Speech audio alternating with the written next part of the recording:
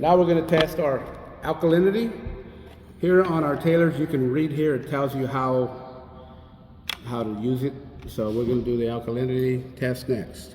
It says the alkalinity filled to 25 mil. So let's go ahead and do that. So again, this got to go in 18 inches. That's about the same width as your elbow. So let's go ahead, turn it upside down. First, just rinse it from the last test. Upside down, 18 inches, and then turn it up. And like I said, how to get it to your 25, you tilt it until the water level hits the corner. Let's try it out again. 25 every time. All right, let's go test our alkalinity. So, an ideal level for our alkalinity is from 80 to 120 parts per million. So let's test it out. So on this alkalinity, if you read here, it'll tell you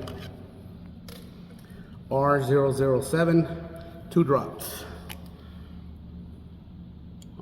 2. And then you swirl it. Okay, now we're going to put in our R0008, 5 drops. 1, 2, 3, 4, 5, and then you swirl it. Now you're going to get green. You're going to get a green. Water's going to be green.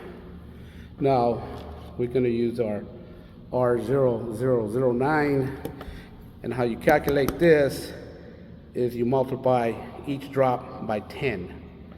So until this green turns to pink color. So each time we make a drop, we keep swirling. So we're gonna go ahead and start. 1, 2, 3, 4, 5, 6. It's almost turning red. 6, 7. So here we got turned to pink. So we got 7 drops.